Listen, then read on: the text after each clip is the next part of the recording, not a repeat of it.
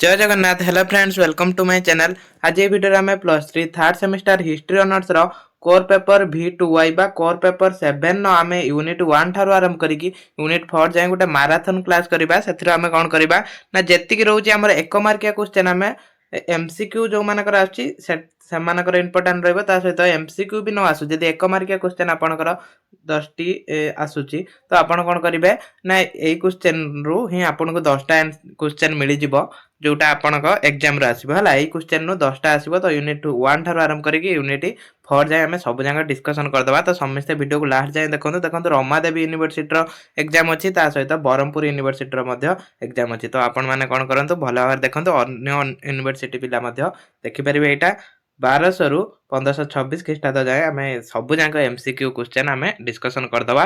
प्रथमे यूनिट 1 ठारो आरंभ करबा यूनिट 4 जाए। तो समस्त वीडियो को लास्ट जाए देखिबे, केई भी स्किप करिवेनी। एबे भी समय अछि जदि आगरो पढी नांती तो एई क्लास को फुल देखंतु, जा द्वारा समस्त जो आसुची 10 मार्क रो 1 मार्किया क्वेश्चन आपण ठीक करि परिबे।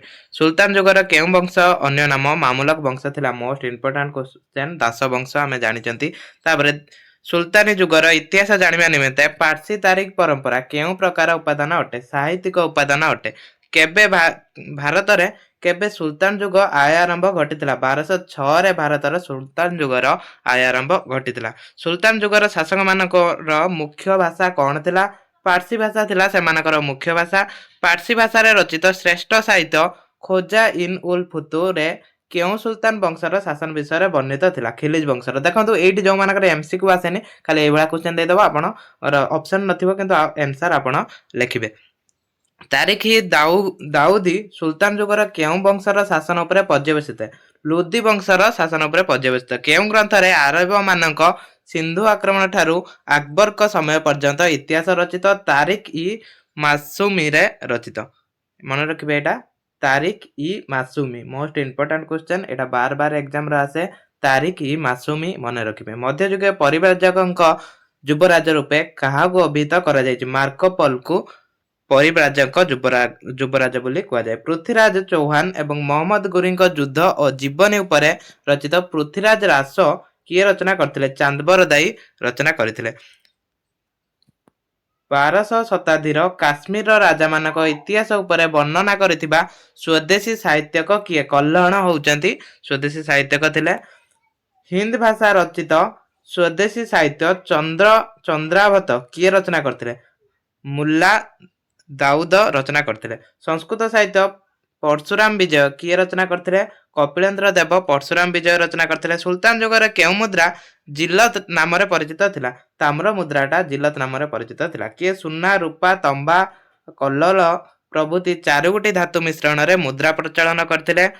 गियासुद्दीन तुगलक प्रचलन करथिले। सुल्तान जुगर कला स्थापत्य निर्देश रूपे सिरी दुर्ग केउ सुल्तान राजत्व काल रे निर्मित होइतिला? अलाउद्दीन का राजत्व काल रे निर्मित होइतिला। देखंतु जे जो मानकर एग्जाम अछि मिनिमम 2-3 थर देखिनियंतु वीडियो को, जहा द्वारा सब जाके मन रहबे एग्जाम रे भलो करि परिबे। केउ सुल्तान बाजार नियंत्रण व्यवस्था प्रचलन करथिले? अलाउद्दीन खिलजी बाजार नियंत्रण व्यवस्था प्रचलन करथिले।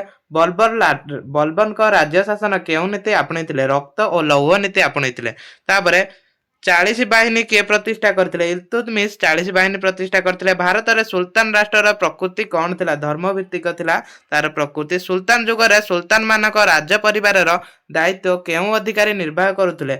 वकील इ दर कोन करथिले? निर्वाह करथिले।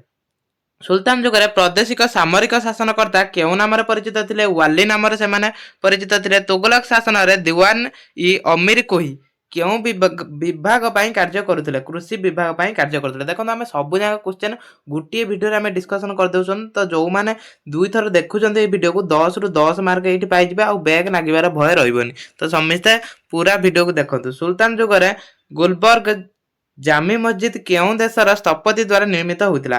पारस्य देशर स्थपति द्वारा निर्मित होइतिला। जो माने वीडियो को फुल वॉच करचंती कमेंट करिवे, नियत भाबरे कमेंट करिवे फुल वॉच करिचो बोली कमेंट करिवे। खाली यस कमेंट कर देबे माने फुल वॉच करिचंती। हजार सितुन नामक प्रासाद किए निर्माण करथिले? एटा अलाउद्दीन निर्माण करथिले। केउ देशर शब्द सुफियारु सुफी शब्द आसीची? ग्रीक शब्द सुफियारु आसीची सुफी शब्द। सुफी संत माने काहाको सर्वश्रेष्ठ मान्यता प्रदान करथिले? गुरु को से माने सर्वश्रेष्ठ बोली କହୁଥିଲେ। ରାଜା ଏବଂ ସମ୍ଭ୍ରାନ୍ତଙ୍କ ସହିତ ବନ୍ଧୁତା କର ନାହିଁ କେଉଁ ସୁଫି ସନ୍ଥ ବାଣୀ ଥିଲା? ଏଇଟା ବାବା ଫରିଦଙ୍କର ବାଣୀ ଥିଲା। ତାପରେ ଏଇଠି ସବୁ ଗୋଟିଏ ବାକ୍ୟ ବା ଗୋଟିଏ ଶବ୍ଦର ଉତ୍ତର ଦିଅ। ଯେହେତୁ ବ୍ରହ୍ମପୁର ୟୁନିଭର୍ସିଟିର ଏଇଭଳିଆ ସବୁ ଗୋଟିଏ ଶବ୍ଦର ଉତ୍ତର ଦେବା ପାଇଁ କ୍ୱେଶ୍ଚନ୍ ଆସେ। ଚାଚନାମା ଗ୍ରନ୍ଥ କିଏ ରଚନା କରିଥିଲେ? ଆଲାଉଦ୍ଦିନ ଅଲି ବିନ୍ ଆବୁ ବାକର ରଚନା କରିଥିଲେ। ସେଇଭଳି ତାରିଖ ଫିରୋଜ କିଏ ରଚନା କରିଥିଲେ? ଏଟା ଜିଆଉଦ୍ଦିନ ବାରାଣୀ। ଖୋଜା ଇନ୍ ଉଲ୍ ଫୁତୁ ଅମିର ଖୁସରୁ। ତାରିଖ ଇ ମୁବାରକ ସାହି ସୟଦ ବଂଶ ଏଇ ସବୁ ମନେ ରଖିଥିବେ। ମାର୍ପଲ କେଉଁ ଦେଶର ପର୍ଯ୍ୟଟକ ଥିଲେ? ଇଟାଲୀୟ ପର୍ଯ୍ୟଟକ ଥିଲେ। ମହୁଆନ କେଉଁ ଦେଶର ପର୍ଯ୍ୟଟକ ଥିଲେ? ଚୀନ ପର୍ଯ୍ୟଟକ। ସେଇଭଳିଆ ରାସମାଲା କେଉଁ ଭାଷାରେ ରଚିତ? ବଙ୍ଗଳା ଭାଷାରେ। ଅମୁକ୍ତା ମାଲ୍ୟଦା କେଉଁ ଅଞ୍ଚଳରେ ଦେଶୀୟ ସାହିତ୍ୟ ଥିଲା? ତେଲୁଗୁ ଅଞ୍ଚଳର। ରତ୍ନା କେଉଁ ଭାଷା ସ୍ୱଦେଶ ସାହିତ୍ୟ ରଚନା କରିଥିଲେ? କନ୍ନଡ଼। ଏଇଭଳିଆ ସବୁ ଏକ ମାର୍କିଆ କ୍ୱେଶ୍ଚନ୍ ଅଛି। ତ ଏଇ ଏକ ମାର୍କିଆ କ୍ୱେଶ୍ଚନ୍ ଏତିକି ପଢନ୍ତୁ, ଦେଖିବେ ୟା ଭିତରୁ ସବୁ କ୍ୱେଶ୍ଚନ୍ ଆସିବ। ଏଠି ଦେଖନ୍ତୁ। ତାପରେ ୟୁନିଟ୍ 2 କୁ ଯିବା ଆମେ। ୟୁନିଟ୍ 2 କୁ ତାପରେ ୟୁନିଟ୍ 2 ର କ୍ୱେଶ୍ଚନ୍ ଦେଖିବା। এই क्वेश्चन सब पोज करी पढନ୍ତୁ। এই क्वेश्चन नु आसीबो। तो एठी सब क्वेश्चन एठू आसीबो। तापर हमें एबे तो भलो भाबरे एति पढନ୍ତୁ, देखिबे এই क्वेश्चन आसीबो। तापर यूनिट 2 रा हमें डिस्कशन करबा। एठा देखନ୍ତୁ यूनिट 2 आंचलिक राजवंश गुडी को उद्भव। ए यूनिट 2 रा एक मार्के सब पढिबा। बाहामी राज्य प्रथम सम्राट किए थिले? बाहामी राज्य रो प्रथम सम्राट किए थिले? हासान शाह हला। हासान शाह थिले प्रथम। प्रसिद्ध ईरानीय कवि हाफिज केहू बाहामी सम्राट को द्वारा सम्मित होइतिले? मोहम्मद शाह द्वितीय को द्वारा। केहू बाहामी सम्राट बिदार को राजधानी स्थानांतरित करथिले? मोहम्मद शाह प्रथम बिदार को राजधानी स्थानांतरित करथिले। बाहामनी राज्य सर्वशेष शासक किए थिले? कलिमुल्ला थिले सर्वशेष शासक। बाहामी राज्यर सामाजिक व्यवस्था उपरे केहू वैदेशिक परिव्राजक विवरणी प्रदान करिसेंती? आथेनिसिय निक्तिन कौन करचंती? विवरण प्रदान करचंती। केउ नदी अववाहिका विजयनगर साम्राज्य प्रतिष्ठा करा जायतिला? तुंगभद्रा कृष्णा नदी अववाहिका। संगम वंश केउ शासक चीन देश को राष्ट्रदूत प्रेरणा करी वैदेशिक संपर्क उन्नति करथिले? बुक्का कौन करथिले ना राष्ट्रदूत प्रेरणा करथिले आ वैदेशिक संपर्क को उन्नति करथिले। आंध्र भोज रूपे किए परिचित थिले?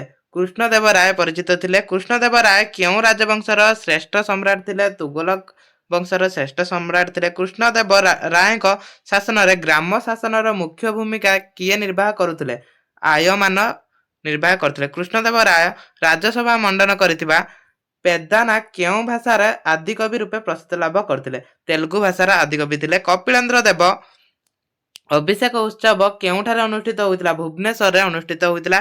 केबे कपिलेन्द्र देव विजयनगर शासक द्वितीय देवरायक निकटरू पराजित होइतिले? 1444 रे पराजित होइतिले। कपिलेन्द्र देव केबे विजयनगर राजधानी हम्पिला अधिकार करितिले? 1460 रे से हम्पिला अधिकार करथिले। आदिकवि सारला दास केउ गजपतिଙ୍କ पृष्ठपोषकता लाभ करथिले? कपिलेन्द्र देवଙ୍କର पृष्ठपोषकता लाभ करथिले। केउ गजपति वैष्णव धर्म पृष्ठपोषक करथिले? प्रतापरुद्र देव। तापरे केउ नगरी 7 गोटी दुर्ग प्राचीर घेरी रहितला? विजयनगर को 7 गोटी दुर्ग प्राचीर घेरी रहितला। तापरे एठी गोटिए वाक्य बा गोटिए शब्दर उत्तर दियो। एवढा क्वेश्चन आसियो। बाहामी राष्ट्र प्रतिष्ठाता किए? हासन शाह थिले बाहामी राज्यर प्रतिष्ठाता। बाहामी राज्य प्रथम राजधानी किए थिला? गुलबर्ग थिला। किए विजयनगर राज्य प्रतिष्ठाता? हरिहर एवं बुक्का थिले विजयनगर प्रतिष्ठाता। हसनाबाद कहार राजधानी थिला? बाहामी राजधानी थिला हसनाबाद। निष्ठुरता पाई केउ बाहामी सुल्तान जलिम नाम रे परिचित थिले? हुमायून शाह। केउ हला केउ नुए किए थिले हला एटा हुमायून शाह। सालुव वंशर प्रतिष्ठाता किए? सालुव नरसिंह। तुलुव वंशर प्रतिष्ठाता वीर नरसिंह। तापर कृष्णदेव राय केउ राजवंश को प्रतिनिधित्व करुथिले? तुलुव वंशरू। किए आंध्रभोज नाम रे परिचित थिले? कृष्णदेव राय। अमुक्त माल्यदा केउ भाषा रे रचित? तेलुगु भाषा रे एटा रचित होइतिला। तापर अष्टप्रधान कोन? मंत्री परिषद को अष्टप्रधान कहा जायतिला। अष्टदिग्गज केउ राज्य राजदरबार रे प्रसिद्ध थिले? कृष्णदेव रायଙ୍କ राजदरबार रे प्रसिद्ध थिले। टालीकोट युद्ध अन्य केउ नाम रे प्रसिद्ध थिला? राक्षस तंगाड़ी नाम रे प्रसिद्ध थिला। ओडिशा केउ राजवंश गजपति उपाधि धारण करथिले? सूर्यवंश माने। विजयनगर जय करी कपिलेन्द्र देव केउ उपाधि धारण करथिले? कपिलेश्वर उपाधि। कपिलेन्द्र देवଙ୍କ रचित संस्कृत साहित्यर नाम कोन थिला? परशुराम विजय। ता सहित ओडिशार केउ स्थान रे पद्मावती उपाख्यान वर्णित? मालदा पंजीरे। ତାପରେ ପ୍ରତାପରୁଦ୍ର ଦେବଙ୍କ କେଉଁ ସାହିତ୍ୟରେ ସୂର୍ଯ୍ୟବଂଶ ଇତିହାସ ବର୍ଣ୍ଣିତ? ସରସ୍ୱତୀ ବିଳାସ ସାହିତ୍ୟରେ। ଗଜପତି ଶାସନ ସମୟରେ ପ୍ରଦେଶକୁ କଣ କୁହାଯାଉଥିଲା? ଦଣ୍ଡପାଟ କୁହାଯାଉଥିଲା। ଦକ୍ଷିଣାତ କୁଲାକାର ନଗରୀ ରୂପେ କେଉଁ ରାଜ୍ୟ ପ୍ରସିଦ୍ଧ ଥିଲା? ବିଜୟନଗର ରାଜ୍ୟଟା ପ୍ରସିଦ୍ଧ ଥିଲା। କୃଷ୍ଣଦେବ ରାୟ କେଉଁ ନିର୍ମିତ ହିନ୍ଦୁ ମନ୍ଦିରର ନାମ କଣ? ତାଙ୍କ ଦ୍ୱାରା ଯୋଉ ହିନ୍ଦୁ ମନ୍ଦିର ହେଇଥିଲା ତା ନାମ କଣ ହେଲା? ହଜିରା ମନ୍ଦିର ତା ନାଁ ଥିଲା, ହାଜିରା ମନ୍ଦିର।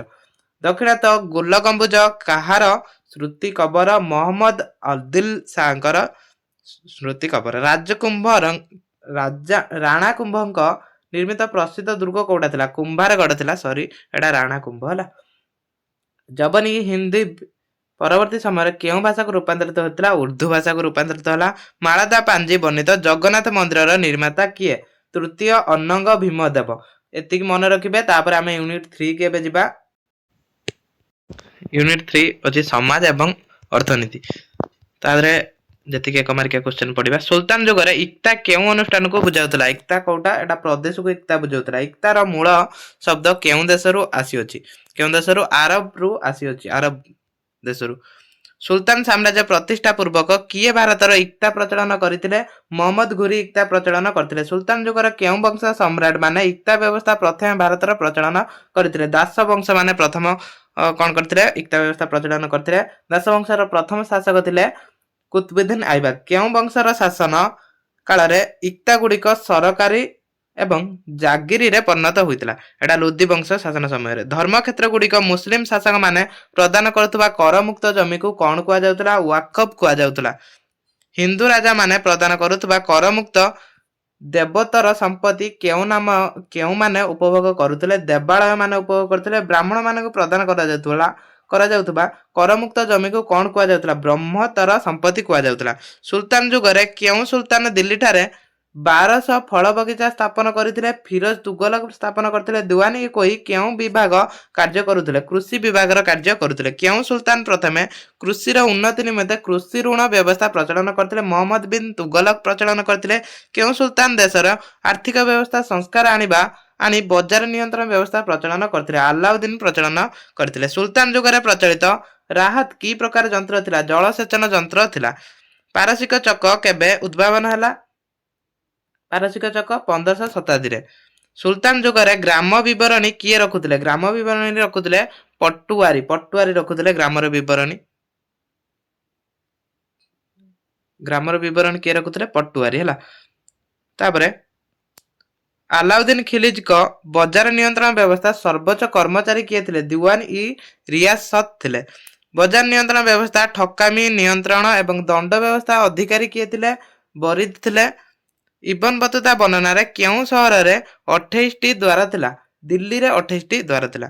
ଆଗ୍ରା ସହର କେଉଁ ସୁଲତାନ ବଂଶ ଶାସକ ମାନଙ୍କ କେନ୍ଦ୍ର ଭାବରେ ପ୍ରତିଷ୍ଠା ଲାଭ କରିଥିଲା? ଲୋଦୀ ବଂଶ ଶାସନ ମାନଙ୍କର। କେଉଁ ସୁଲତାନ ମାନଙ୍କ ସୂକ୍ଷ୍ମ ତାରକସି ଏବଂ ଜରି କାମ ବସ୍ତ୍ର ତିଆରିକୁ ବିରୋଧ କରିଥିଲା? ଆଲାଉଦ୍ଦିନଙ୍କ। ଅହମ୍ମଦାବାଦ ସହର କେଉଁ ସୁଲତାନ ନିର୍ମାଣ କରିଥିଲେ? ଅହମ୍ମଦ ଶାହ ନିର୍ମାଣ କରିଥିଲେ। ଗୁଜରାଟର ମୁଲତାନୀ ବେପାରୀ ମାନେ କେଉଁ ଜାତିର ଥିଲେ? ହିନ୍ଦୁ ଜାତିର ଥିଲେ ସେମାନେ, ହିନ୍ଦୁ ଧର୍ମର। ତାପରେ ଛୋଟ ଛୋଟ ଶସ୍ୟ ଦାନା ନେଇ ବାଣିଜ୍ୟ କରୁଥିବା ବେପାରୀ କେଉଁମାନେ ଥିଲେ? ଇରାନୀୟ ଆଉ କରୱାନୀ ମାନେ ଥିଲେ। ତାପରେ ଇବନ ବତୁତା ବିବରଣୀ ଅନୁଯାୟୀ ବାଣିଜ୍ୟ ଦ୍ରବ୍ୟ ଗୁଡିକ କେଉଁଠି ଗଚ୍ଛିତ ହୋଇ ଭାରତକୁ ଆସୁଥିଲା? ଉମର ମୁଜ୍ଜରେ ଆସୁଥିଲା। ସୁଲତାନ ଯୁଗରେ ପ୍ରଦେଶକୁ କଣ କୁହାଯାଉଥିଲା? ଇକ୍ତା କୁହାଯାଉଥିଲା। ଇକ୍ତା କେଉଁ ଦେଶର ଶବ୍ଦ ଥିଲା? ଆରବ ଶବ୍ଦ ଥିଲା। ଇକ୍ତାର ମୁଖ୍ୟ କିଏ ଥିଲେ? ପଢିପାରେ ଇକ୍ତାଦାର। କେଉଁ ସୁଲତାନ ଇକ୍ତା ବ୍ୟବସ୍ଥା ଆରମ୍ଭ କରିଥିଲେ? ଇଲତୁତମିଶ ଆରମ୍ଭ କରିଥିଲେ। ସୁଲତାନ ପ୍ରତ୍ୟେକ ତତ୍ତ୍ୱାବଧାନରେ ଥିବା ଅଞ୍ଚଳକୁ ଖାଲିସା କୁହାଯାଉଥିଲା। ସୁଲତାନ ଯୁଗରେ ପ୍ରାଦେଶିକ ଶାସନକର୍ତ୍ତା କେଉଁ ନାମରେ ପରିଚିତ ଥିଲେ? ଏଟା ଇକ୍ତାଦାର ନାମରେ ପରିଚିତ ଥିଲେ। ପ୍ରାରମ୍ଭିକ ସୁଲତାନ ଯୁଗରେ ପଦାଧିକ କର୍ମଚାରୀ ମୁଦ୍ରା ପରିବର୍ତ୍ତେ କେଉଁ ଦରମା ନେଉଥିଲେ? ନିଷ୍କର ଜମି ଆଉ ଜାଗିରି ନେଉଥିଲେ। ମୁସଲମାନ ସନ୍ଥ ଓ ବିଦ୍ୱାନ ଉପଭୋଗ କରୁଥିବା କର ମୁକ୍ତ ଜମିକୁ ୱାକଫ କୁହାଯାଉଥିଲା। ମଧ୍ୟଯୁଗରେ ହିନ୍ଦୁ ଶାସକ ମାନେ ବ୍ରାହ୍ମଣ ମାନଙ୍କୁ ଦେଉଥିବା କରମୁକ୍ତ ଜମି ବ୍ରହ୍ମୋତ୍ତର ସମ୍ପତ୍ତି କୁହାଯାଉଥିଲା। ଗଙ୍ଗା ଯମୁନା ମଧ୍ୟବର୍ତ୍ତୀ କୃଷି ଉତ୍ପାଦିତ ସମତଳ ଅଞ୍ଚଳକୁ ଦୁଆବ କୁହାଯାଉଥିଲା। ଭାରତ କେଉଁ ରାଜ୍ୟ ଫଳ ଚାଷ ପାଇଁ ବିଖ୍ୟାତ ଥିଲା? କାଶ୍ମୀରରେ ଅଧିକ ଫଳ ଚାଷ ହୁଏ। ଦିୱାନି କୋଇ କିଏ ପ୍ରତିଷ୍ଠା କରିଥିଲେ? ମହମ୍ମଦ ବିନ୍ ତୁଗଲକ ପ୍ରତିଷ୍ଠା କରିଥିଲେ। ବଜାର ଦର ନିୟନ୍ତ୍ରଣ କେଉଁ ସୁଲତାନ କୃତିତ୍ୱ? ଏଟା ଆଲାଉଦ୍ଦିନ खिलजीकर थिला। मोहम्मद बिन तुगलक प्रचलन करथिबा कृषि ऋण व्यवस्था को कोडा कोन कहा जातला सुधार कहा जातला। अलाउद्दीन का समय प्रचलित मुद्रा थिला जितल। मध्ययुगरे घटी जंत्र कौन पाई व्यवहृत होउतला घटी जंत्रटा जलसेचन पाई। दौलताबाद गायिका मानक पाई उद्दिष्ट प्रसिद्ध बजार थिला तारदाबाद हला तारदाबाद। सुल्तान जुगरे सौंदर्यमय नगरी किए थिला हांसी थिला सौंदर्यमय नगरी। तापर सुल्तान जुगरे गुजरात बड़ व्यवसायी को कौन कहा जातला सुल्तानी कहा जातला। मध्य जुगरे क्रेता और विक्रेता मध्यस्थी व्यक्ति दलाल थिला। सुल्तान जुगरे बणिक मानक मुद्रा अदल बदल करुवा व्यक्ति को सफर कहा जातला। मालबार केउं बंदर बहिर्वाणिज्य प्रसिद्ध थिला कोचिन आउ कोइन। तापरे दौलताबाद बणिक माने मुख्यतः केउं व्यवसाय करुथिले मणि मुक्ता व्यवसाय करुथिले। गोवा केउं बणिक माने अश्व व्यवसाय करुथिले ओरसुज्ज माने। मध्य जुगरे वाणिज्य मुख्य मध्यस्थी केउं नाम रे परिचित थिले मिहिट्रान ई डलान। मध्य जुग भारतर केउं अंचल नड़िया और आंब चाष प्रसिद्ध थिला दक्षिण भारतर अधिक नड़िया और आंब चाष होउतला। एबे हमर यूनिट 3 शेष होईची आमे जिबा एबे यूनिट 4 को। यूनिट 4 भी सब एक मार्किया क्वेश्चन एट देखिबा। भारत रे इस्लाम धर्म रे प्रवेश पर हिंदू और पारसी भाषा मिलन सृष्टि होइतिबा भाषा देश थिला उर्दू भाषा थिला। सूफी धर्म मतवाद मूल उपादान केउं धर्म सहित संस्कृत एटा इस्लाम धर्म सहित संपर्कित थिला। भारत रे केतोटी सूफी सिलसिला सक्रिय थिले 4टी। तापरे सूफी सिलसिला भारत रे केउं कोन स्थापन करिथिला एटा भावटा स्थापन करथिला। केउं चिश्ती संतक बाणी थिला मानव सेवा ही ईश्वरक सेवा मोइनुद्दीन चिश्तीकर। केउं सूफी संत को शिष्य माने ईश्वरक प्रिय बोली आख्या देइथिले निजामुद्दीन आउलिया को। केउं सूफी संत फतेपुर सिक्री ठारे अवस्थान करुथिले सलीम चिश्ती शेख सलीम चिश्ती। केउं सूफी संत जीवन यापन प्रणाली राजकीय पृष्ठपोषकता लाभ करी राजकीय पदमर्यादा ग्रहण करथिला सुरवार्दी। तापर केउं सिलसिलार शिष्य माने सबुज पगड़ी धारण करथिले कादिर सिलसिला। केउं सुल्तान वंश राजत्व सुरवादी संप्रदाय ख्याति लाभ करिथिला तुगलक वंश। तापर राजा एवं सम्राट मानक सहित बंधुता कर नै केउं सूफी संत बाणी थिला एटा थिला बाबा फरीदकर बाणी।